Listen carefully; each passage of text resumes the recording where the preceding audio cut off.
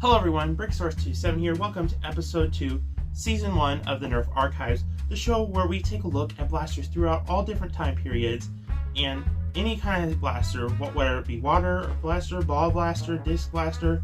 We take a look at them and we analyze and document them for future generations to look at so they can get the basic information about these Nerf blasters.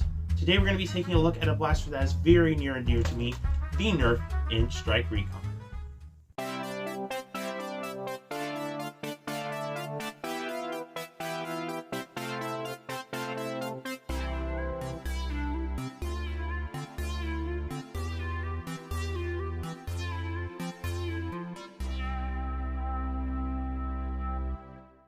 So why is the Recon so important to me? Well, it was my first blaster I've ever gotten to use in a Nerf war. My first blaster ever was a Jolt, but the first one I ever got to use was a Recon. It's where I first really got into Nerf.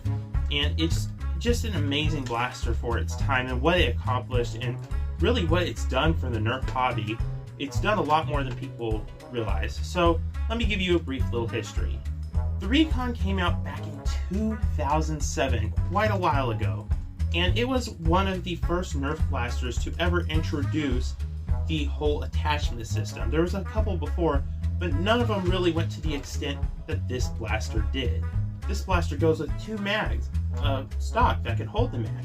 You have a sight here, you have a little red laser light at the bottom, and of course, the barrel. Now there are many variants of the Nerf Recon. There's the Crimson Red Recon, there's the Gear Up Recon, there's the Clear Recon, and then there's the Sonic Recon. Then of course there's the Yellow Recon, and then this version, which is the Recalled Recon. The Recalled Recon was very interesting because back in the day, when this was the first first system of its kind, it would actually prime like this. And when I first got this blaster, I thought it was some kind of mod kit for the Recon, but it turns out it's actually just from a recalled version of this blaster. They're somewhat rare, not entirely rare, but apparently somehow kids were getting pinched by this thing here, which doesn't make any sense to me, but that's how it is. It's a very interesting thing. It doesn't alter or boost the performance in any way. It's just a cool little fact and a variant that's not very well known. Operating this blaster is incredibly simple. It is a magazine pump action blaster. So basically, pull the pump back, hit the magazine release, and pull out the mag, and of course load your blaster.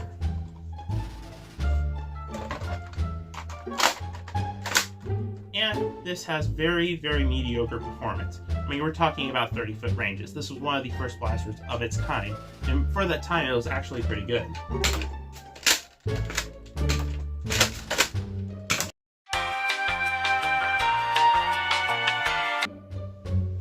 Up 39 feet? This is the main grouping of shots. Furthest shots at 45 feet. Man, I forgot about how good the Recon actually is stock. Wow.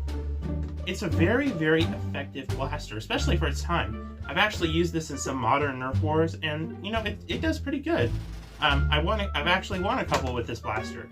It's my favorite blaster because of just what it stands for. As far as what it did for the Nerf community, it introduced the whole attachments concept. And it's just amazing what this blaster had that made it so iconic. So what can the Recon offer us today? Well, not too much. It's more of a homage to what it did for the hobby. But let's go over a few things. First off, the attachments are still pretty cool and can be used in many Nerf blasters. My favorite attachment with this blaster is either the barrel or the sight, which is a really cool little thing. It's not 100% useful, but if you put it on a new Pro blaster, it could be useful. Mod potential wise, there isn't much. It's reverse plunger, which is a system that is totally different. It doesn't really work well with modding, so you can't really upgrade the spring or take out the air restrictor. It's not going to help the performance that much.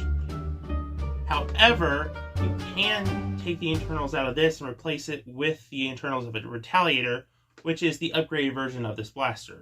I'll cover that in a different episode and probably a different season.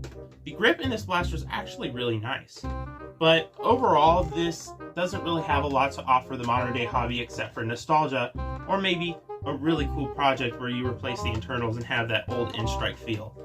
This is more of a great blaster for what it has done for the community, and it definitely gets overlooked. Even though I love this blaster so much, and I would personally give it an amazing score, in reality, it does have a few problems like it jams sometimes, and the performance isn't as good as it should be. So I'm going to give this the decent ranking, but personally, I put it at amazing because it is so much nostalgia for me that you really can't help but like it. Anyway guys, that is my analysis and overview of the Nerf N-Strike Recon CS-6. I hope you enjoyed the video and this episode of Nerf Archives, and I hope to see you in the next one. Bye bye. My junk drawer. So many things, I don't know what they're for, but I won't let it go, no, I will add more useless little things to my junk drawer.